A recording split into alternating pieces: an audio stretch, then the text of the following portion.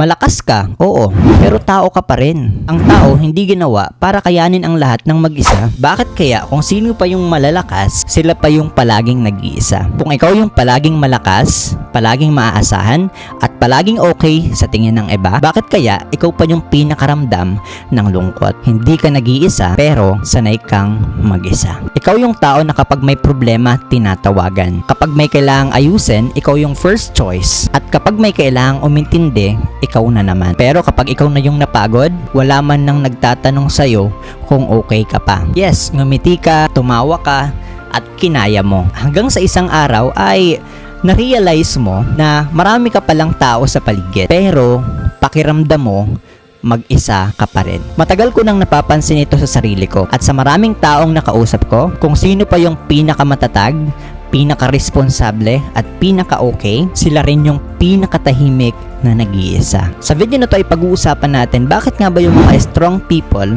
sila pa yung madalas na nakakaramdam ng loneliness. At ano ang unang hakbang para hindi ka na mag-isa kahit malakas ka. May 4 na dahilan kung bakit ang strong people ay palaging nag-iisa.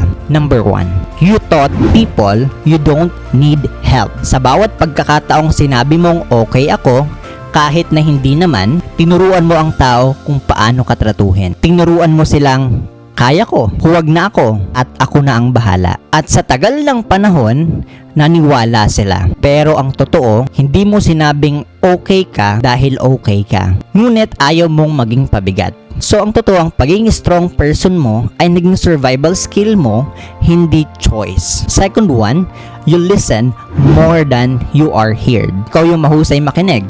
Ikaw yung mahusay umintindi at ikaw yung kayang sumalo ng kwento ng iba. Pero bihira mong sabihin ang sarili mong kwento. At kapag sinubukan mo ang madalas mong sinasabi, okay lang, maliit na bagay. So ang nangyayari, marami kang alam sa kanila, pero kakaunti lang ang talagang nakakakilala sa iyo. Alam mo ba, hindi connection ang pakikinig lang.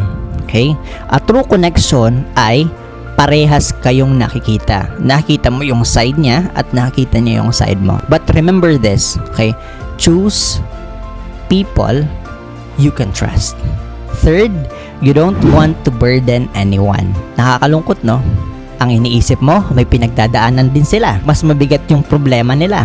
Sinasabi mo palagi, kaya ko pa naman. Kaya kinikimkim mo at kaya ka tumatahimik. Kaya ka mag-isang lumalaban. Pero alam mo ba, mayroong kapalit yan. Ang taong ayaw maging pabigat ay nauubos mag-isa. Fourth, people admire you but don't approach you. Mukha kang buo, mukha kang may control, mukha kang hindi kailangang alagaan. Kaya ang iniisip ng iba, okay na siya, strong na yan, hindi niya ako kailangan. Hindi dahil ayaw kanila, kundi ayaw nilang istorbohin ang tibay mo. Ang loneliness ng strong people ay hindi ibig sabihin na wala silang tao or wala silang nakakasamang tao.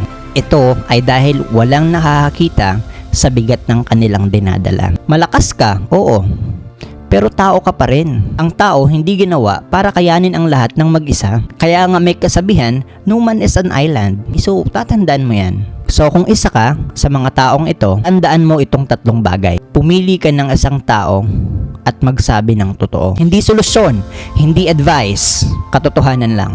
Yun lang. Kapag may tanong kung okay ka lang, subukan mong wag sumagot ng automatic na okay lang. Pangatlo, paalalahanan mo ang sarili mo.